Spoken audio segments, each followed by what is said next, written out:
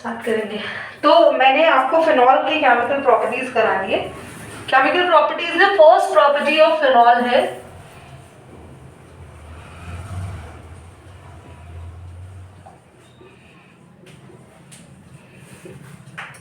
here the first property is phenols are acidic,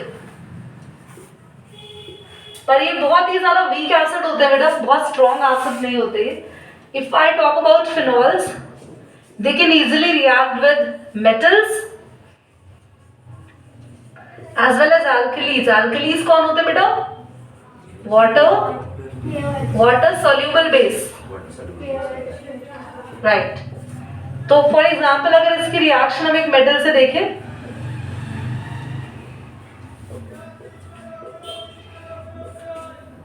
तो Na यहां पर अटैच हो जाता है टू यहां पर सॉरी ONA, और हाइड्रोजन 2 है तो एज अ गैस बाहर। तो मेटल से रिएक्ट इजीली करता है phenol, as well as alkali से भी करता है। So you the alkali also noted down. Class यहां से कॉन्सेप्ट जो है वो एग्जाम में आता है। If I talk about phenols and I talk about alcohols, तो क्वेश्चन आता है इन दोनों में से कौन ज्यादा एसिडिक है एंड क्यों। So we have this is the phenol here and this is the alcohol. So basically acidic concept का मतलब है कौन कितना जल्दी H+ आयन रिलीज करेगा, that's it। कौन कितना जल्दी H+ आयन रिलीज करेगा। अब H+ के रिलीज होने पर पूरा का पूरा रोल ऑक्सीजन पर डिपेंड करता है, ऑक्सीजन की नीड पे। ऑक्सीजन को नीड अगर होगा तो ऑक्सीजन बहुत जल्दी H के बॉन्ड को अपनी तरफ खींचेगा। It takes the electron from the bond, release the hydrogen as a plus, H+. But here the chain in alcohol is donating chain, donating nature यहाँ पर कार्बन चेन का है। तो यहाँ पर ऑक्सीजन पे रिच इलेक्ट्रॉन डेंसिटी रहती है, तो क्या H+ निकलेगा इजीली, क्योंकि इलेक्ट्रॉन ऑलरेडी ऑक्सीजन पर भरपूर रहते हैं, बहुत सारे रहते हैं। तो H+ जाएगा तो सही, but the process is very slow. If I talk about this, the carbon is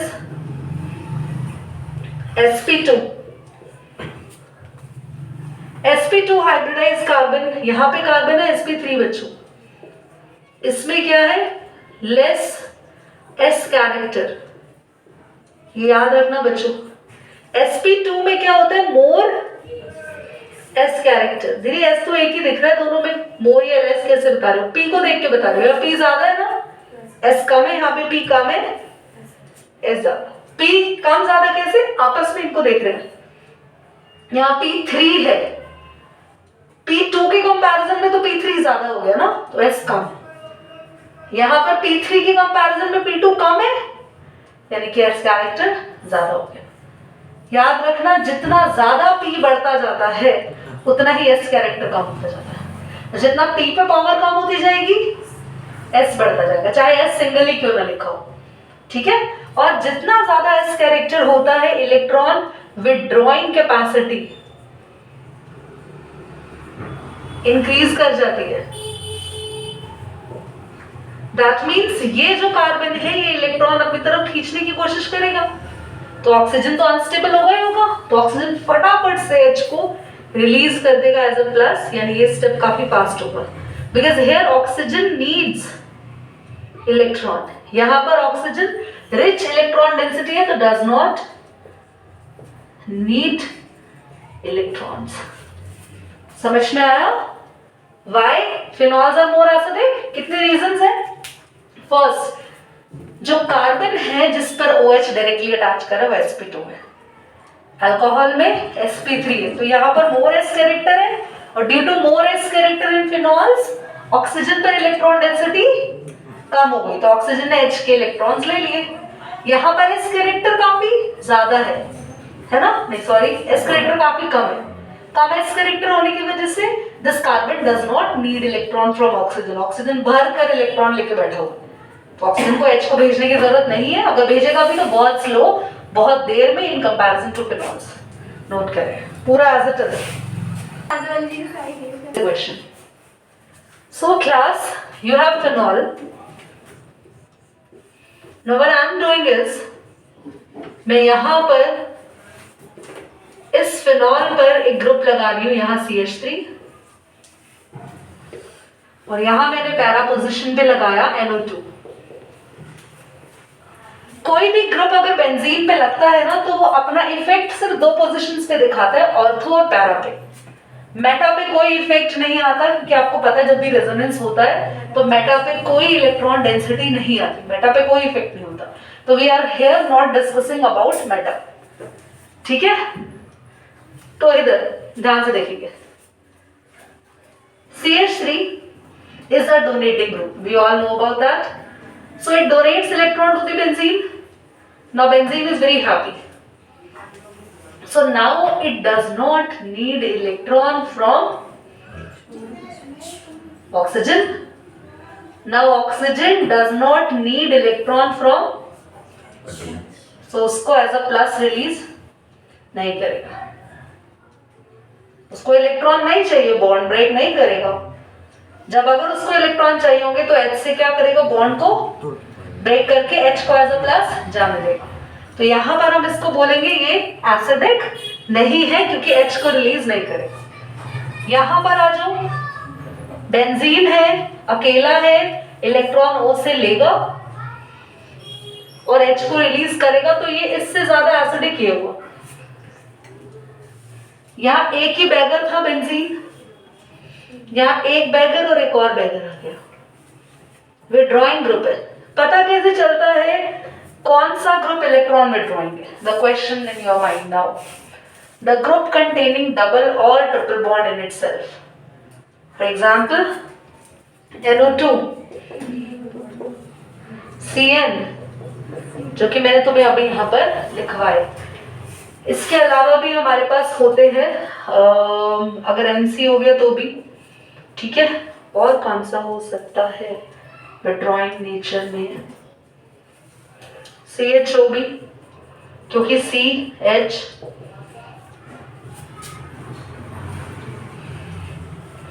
CO2 भी,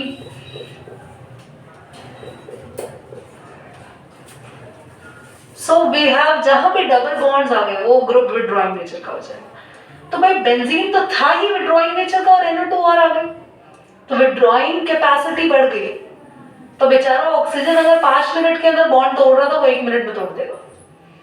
पीछे लग गए लोग. NO2 कह रहा जल्दी इलेक्ट्रॉन दो बेंजीन, बेंजीन कहता हूं चल ले लो फटाफट. समझ आया? So which is more acidic? This one. ठीक है, अब आप लोग करोगे.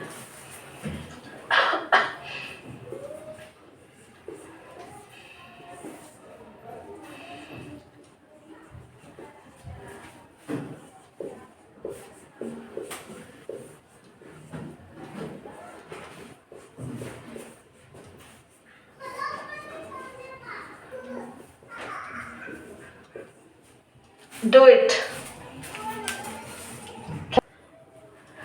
सबसे पहले यहाँ पर ये मेटा है, मेटा पे नो इफेक्ट आता है तो एक्चुअली काउंट बेंजीन ही होगा. तो क्वेश्चन बिल्कुल इसके जैसा ही हो गया.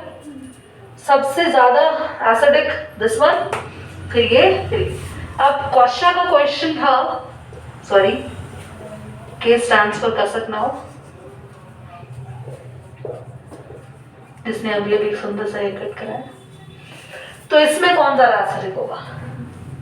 अब भैया परेशान है बेंजीन, अनस्टेबल है बेंजीन और इलेक्ट्रॉन डिमांड करने में आ गया NO2 और अनस्टेबिलिटी भी क्रिएट करने आ गया. क्योंकि जब यहां दो चीजें आ जाती है ना, देयर इज अ रिपल्शन. ये स्ट्रक्चर कभी भी स्टेबल नहीं माना जाता. तो वैसे भी अनस्टेबल है, अनस्टेबिलिटी भी है और यहाँ पे नीड ऑफ इलेक्ट्रॉन भी आ गई. ठीक है,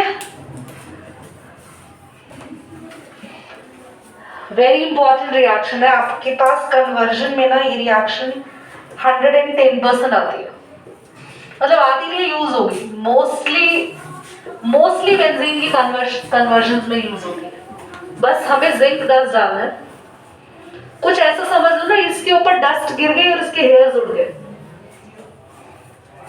डस्ट गिर गई, बेचारा ऐसा हो गया।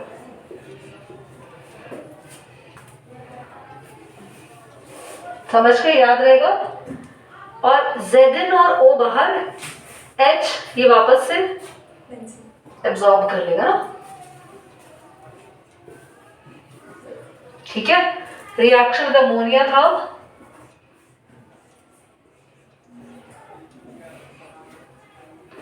अमोनिया के साथ रिएक्शन हो रही है एनहाइड्रस जिंक क्लोराइड की प्रेजेंस में। देखो NH3 जो यहाँ पर है, एक H रिलीज करेगा, H और OH, this is aniline. These two are most important for conversion. बहुत important reaction है। Next is you have benzene react करेगा एसिड क्लोराइड। बेटा एसिड क्लोराइड होता है CH3COCl या CH3CH2COCl, COCl लगेगा, क्लोराइड लिया है। ठीक है, एसिड क्लोराइड भी हो सकता है, एसिड के साथ Cl की जगह कोई और हाइड्रोजन भी हो सकता है। रिएक्शन फिनॉल ही कर रहा है, तो बेटा यहाँ से H और यहाँ से Cl बाहर, पेरिडीन की प्रेजेंस में रिएक्शन होगी, तो HCl बाहर। ये चीज ध्यान से देख लो, यहाँ पे लग जाएगी तो बनेगा OCCH3। और बच्चों जहां ये लग जाए COO, this is your ester, है ना, तो यहाँ पे बना दिस इज फिनाइल और 2 कार्बन है इथेनोएट, प्लस में बाहर क्या निकलेगा HCl। देखो बिल्कुल ऐसा ही सेम रिएक्शन अगर हम इस बार एसिड हलाइड के साथ ना करें, बेंजाइल, यहाँ बेंजीन ले C6H5 COCl, बेंजोइल हलाइड के साथ करें, this is benzoyl chloride, this is ethanoyl chloride, नाम लिख लेना इथेनॉइल, दिस इज बिल्कुल सेम तरीका वही, क्लोरीन हाइड्रोजन बाहर और ये पूरा इधर आके लगेगा। तो एक तरफ फिनाइल और ये बेंजोएट है ना, फिनाइल बाहर क्या, नोट करो। So reaction with Grignard reagent में we have to take phenol। तुम्हें जितने लंबी कार्बन चेन का प्रोडक्ट चाहिए, तुम्हें इथेन बनाना है तो तुम इथेन के जितने कार्बन वाला ग्रिग्नार्ड रिएजेंट यूज करना। तुम क्या बनाना चाहते हो? कुछ भी नहीं, तो मैं अपने मन से बना देती हूँ। मैग्नीशियम ब्रोमाइड भी हो सकता था, बस ये CH3 इस H को ले लेगा, दैट्स कूल। अगर यहाँ पर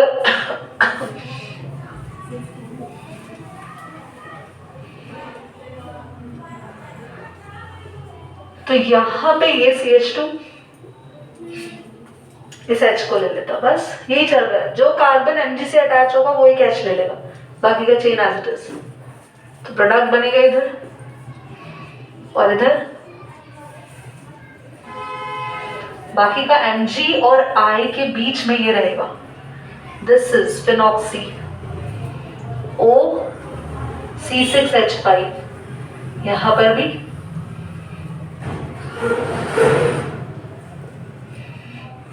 ठीक, बोलो clear. So this is your hello alkene. तो पढ़ा क्या, रिएक्शन विद ग्रिग्नार्ड रिएजेंट, इसकी फिनॉल्स।